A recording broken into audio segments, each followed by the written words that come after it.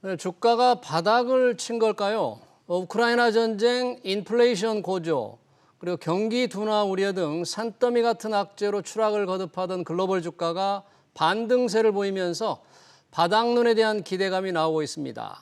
증시가 위험지대를 지나고 있는 건지 기관투자가로서 자산운용을 총괄해온 이창훈 전 공무원연금공단 자금운용단장 모시고 궁금증을 풀어보겠습니다.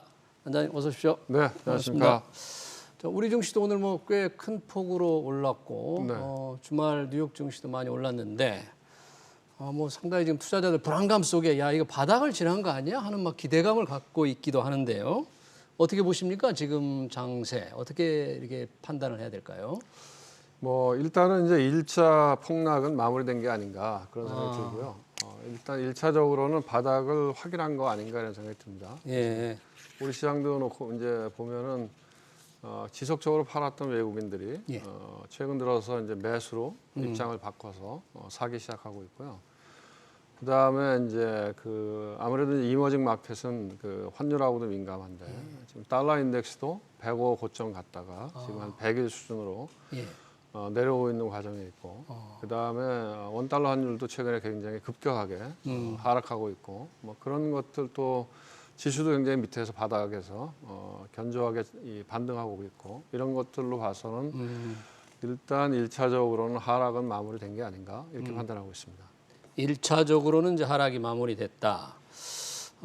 그렇게 판단하는 분들이 있는 반면에 아직 바닥 멀었다. 이렇게 보는 분들도 있는데 그 근제에는 지금 가장 걱정하는 인플레 우려가 더 심화될 건지 아니면 정점을 지난 건지에 대한 해석들이 좀 다르기 때문이 아닐까 싶은데 단장님은 어떻게 지난 주말에 나온 미국의 개인 소비 지출 물가지수 어떻게 해석을 하시나요? 이제 물가는 여전히 높은 거죠. 그러니까 물론 이제 물가가 고점은 지나가고 있죠. 고점은 지나가고 있다. 피크아웃 우리가 이제 피크아웃이라고 얘기하는데 고점은 지나가고 있지만 그렇다고 해서 물가가 낮은 거냐? 그건 아닌 거죠. 그래서 8%라고 하는 물가 수준이라고 하는 건 40년 만에 처음 경험하는 거고.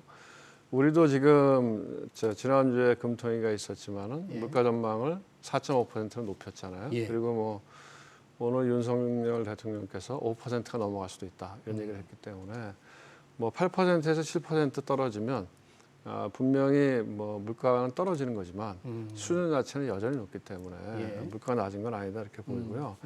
다만 이제 단기적으로 봤을 때는 이제 시장이 좀 어느 정도 바닥을 잡았다고 보는 근거는 우리가 이제 시장을 판단할 때 시장을 드라이빙하는 팩터가 뭐냐 이런 걸 봤을 때 하나는 유동성이고 그다음에 또 하나는 이제 경제 펀더멘탈이고 그다음에 또 기업의 이익 그다음에 투자 심리 이런 것들을 우리가 이제 주가를 견인하는 드라이빙 팩터라고 볼 수 있는데요.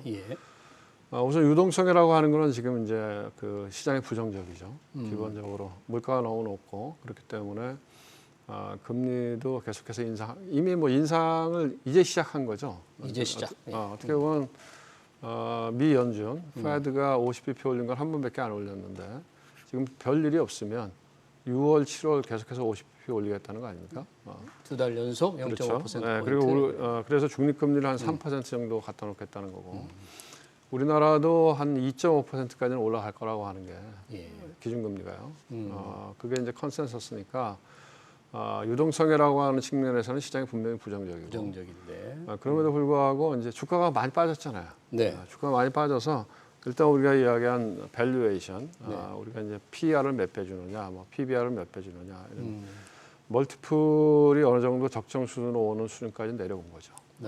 그런데 이제 투자 심리가 굉장히 공포스러웠었는데 최근에 보면 이제 투자 심리를 나타나는 게 변동성 지수잖아요. 빅스라고 변동성 지수.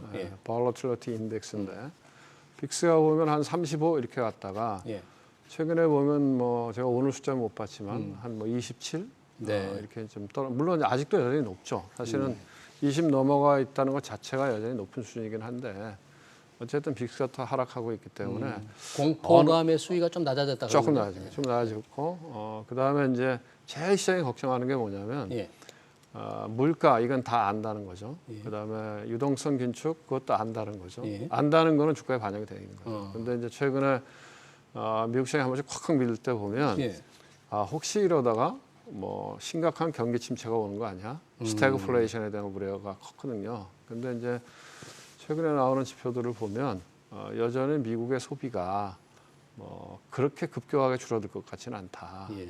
그러면은 스태그플레이션까지는 아니지 않느냐. 이제 이런 안도감이 있는 것 같고요. 그다음에 이제 마지막으로 기업의 이익인데 네. 기업의 이익은 줄어들겠죠. 근데 이제 기업의 이익이 줄어드는 것도 네. 지난번에 엔비디아를 보면 그 전에 뭐 계속 뭐 이렇게 기업의 이익이 줄어들 것 같다면 주가 막 무지하게 많이 빠졌잖아요. 그렇습니다. 예. 그러다가 마지막으로 엔비디아가 예. 2분기 전망을 좀 네거티브하게 이야기를 했는데 2분기는 좀 안 좋아질 것 같다. 얘기해서 시간외 거래에서는 많이 빠졌는데 예.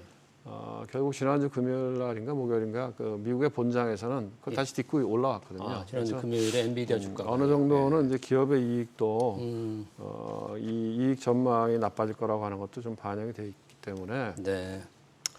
이제부터는 어느 정도 이제 급락한 거를 되돌리고 나서 네. 일정 부분 이제 다음에 어떻게 될 거냐 하는 걸 쳐다보는 그런 횡보장이 되지 않을까 그렇게 보고 있습니다. 횡보장이 당분간은. 당분간요. 그러니까 유동성 긴축은 좀 증시의 부정적인 요인인데 펀더멘탈이라든지 기업 이익 측면에서는 그렇게 걱정할 정도는 아닌 것 같다. 최근에 갑자기 오늘 그랬는데 이 아까 말씀하신 환율이 우리 증시에 미치는 영향도 꽤 큰데 그렇죠. 갑자기 환율이 원달러 환율이 확 그렇죠. 떨어졌잖아요. 네. 이게 미국은 계속 긴축을 아까 말씀하신 대로 긴축을 계속 할 텐데 이렇게 환율 하락 얻은 뭐 이상한 다른 요인에 의해서인 겁니까? 아니면 어떤 기조가 좀 바뀐 겁니까? 어떻게 봐야 됩니까? 일단은 달러 인덱스 자체가 너무 많이 갔고요. 105엔이면 2008년 금융위기, 그다음에 코로나, 그거보다 더 높은 수준이거든요. 그러니까 이제 가장 높은 수준에 있었기 때문에 달러 인덱스 자체를 좀 되돌리는 요인들이 생겼다 이렇게 볼 수 있고요. 왜냐하면 이제 미국이 금리를 올리는 요인을 하고 그 다음에 지금 뭐 우크라이나 전쟁 이런 요인들 때문에 안전 자산에 대한 뭐 이렇게 수요가 늘어나는 부분 때문에 달러가 좀 과다하게 올라간 부분이 있거든요. 근데 이제 미국 경제 펀더멘탈이나 미국의 뭐 이렇게 무역 수지 계속 악화되는 거나 등등을 봤을 때 조금 과도한 수준이었는데 최근의 그 흐름을 보면 유럽 같은 경우에도 지난주에 그 라가드 총재가 ECB 총재죠. 유럽중앙은행 총재가 지금 유럽이 마이너스잖아요. 기준금리가. 우리도 가을에는 아마 마이너스 금리를 벗어나지 않을까 이런 얘기를 했거든요. 금리를 올린다 그런 얘기네요. 그렇죠. 왜냐하면 이제 유럽 이 물가의 문제가 미국만의 문제가 아니고 유럽도 마찬가지거든요. 그런 상태이기 때문에 다음에는 이제 그럼 미국이 먼저 긴축 사이클로 갔고 두 번째는 이제 유럽 중앙은행 ECB가 따라가겠구나. 그러면서 최근에 유로가 강세가 됐고요. 그 다음에 이제 일본의 엔화가 급격하게 약세로 가서 거의 130엔까지 갔었는데요. 그거는 이제 일본의 BOJ죠. 일본 중앙은행은 우리는 그냥 현재 스탠스를 유지할래 이런 얘기를 했거든요. 구로다 총재가. 그래서 130엔까지 갔는데 구로다 총재가 임기가 내년입니다. 내년 초입니다. 근데 이제 구로다 총재는 아베하고 같이 들어와서 아베노믹스를 주도했던 사람인데 제가 보기에 일본도 뭐 기름 하나도 안 나잖아요. 그렇기 때문에 결국은 수입 물가가 많이 올라가면 물가 상승 압력이 무지하게 커지기 때문에 그걸 다 감내할 수는 없거든요. 그래서 아마 구로다 총재가 나가기 전에는 통화 정책의 변화를 주고 나가겠죠. 그렇게 보세요. 순서가 뭐 유럽 그다음에 일본 이렇게 해서 미국의 긴축 사이클을 따라갈 거기 때문에 달러 온리 강세로 가는 국면은 아닌 것 같고 최근에 한 이틀 사이에 원화가 또 급격하게 약해진 원인은 1,300원 레벨이면 사실은 우리가 길게 보면 우리가 그 닷컴 버블 때 닷컴 버블 때가 외환위기 때 97년도 98년 외환위기 때가 2,000원 근처 갔었고요. 2008년도 금융위기 때가 한 1,600원 근처에 갔었고 그다음에 코로나 터졌을 때가 1,300원 근처에 갔었고요. 무슨 얘기냐면 한국의 경제 펀더멘털이 계속 좋아지고 있기 때문에 기조적으로는 원화가 강세로 가고 있다는 거죠. 위기 때 점점점 그 위기를 견뎌내는 능력이 크다는 거죠. 그러네요. 최고 가격 보니까 2,000원, 1,600원, 1,300원. 위기 때의 그 최고 수준이. 근데 최근에 이제 1,300원까지 갔던 거는 좀 과했던 것 같고요. 그거는 이제 우리가 최근에 무역 수지가 적자가 났기 때문에 그런 현상이 나타났고 또 하나는 이제 지난 주말에 예. 중국이 예. 자기네 그 거래소 채권 시장을 외국인들한테 개방하겠다 그랬거든요. 예. 그렇게 되면서 그 뉴욕 외환 시장에서 중국의 위안화가 강세로 갔어요. 갔군요.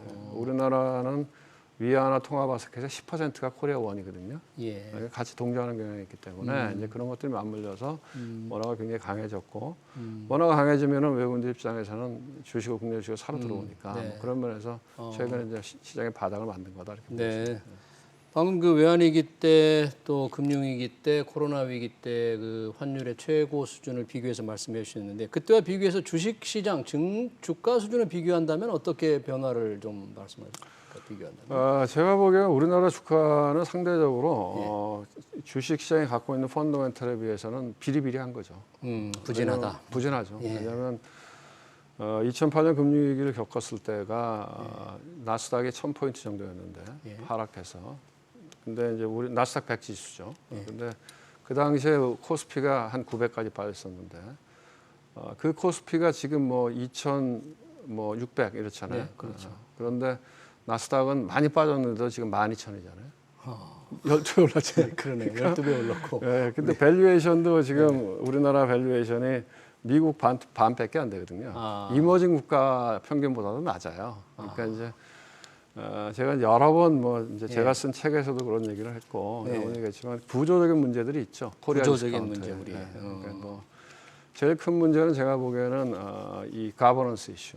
기업 지배 구조. 그렇죠. 우리 계속 뭐 LG 화학 봤잖아요. 물적 분할하는 거 봤고 뭐 그런 그 이게 보통 그 미국의 자본시장이나 선진국의 자본시장은 주주와 경영진과의 이해상충 문제. 그래서 늘 대리인 비용이 문제가 되는 거죠. 에이전시 프라블럼이 뭐. 근데 우리는 거기에 하나 더 있는 게 대주주가 소위 오너라 그러잖아요. 오너와 일반 주주와의 이해상충. 그러니까 늘 오너 편으로 이게 기업이 경영이 되니까 의사결정이 이루어지고. 거기에서 이제 코리아 디스카운트가 많이 있는 것 같고 두 번째는 제가 보기에는 구조적으로 우리가 MSCI 이머징에 있잖아요. 그렇죠. 인덱스가. 그게 제일 무지하게 큰 것 같습니다. 그래서 우리가 얼른 그 MSCI 월드 인덱스에 그 선진국 지수에 들어가야 디스카운트 이게 이 밸류에이션 디스카운트를 면할 수 있는 거고 마지막으로 이제 뭐 이제 윤석열 정부에서 좀 달라지겠다고 하지만 정부의 규제. 정부의 규제. 한전을 보면 명확한 거죠. 그렇죠. 한전 주가가 전기요금 못 올리는 뭐 거. 2만 몇천 원에서 몇십 년 동안 머물러 있잖아요. 말이 안 되죠. 왜냐하면 독점 기업이고 우리 생활에 꼭 필요한 전력을 생산하는 기업인데 PBR이 자산 가치 대비해서 주가가 0.3배. 0.3. 네, 그리고 유가가 그렇게 올라가는데도 적자가 많이 나는데도 전기요금 올리지 마라. 그러면 결국 누가 그걸 부담을 해야 되냐? 결국 국민 세금이 또 부담을 해줘야 되거든요. 그런 규제 문제 이런 것 때문에 우리나라 주식시장이 좀 싸게 그래야 되는 거죠. 정말 우리 이차원 단장님 말씀 들으면 한전 주주들 참 속이 타겠습니다.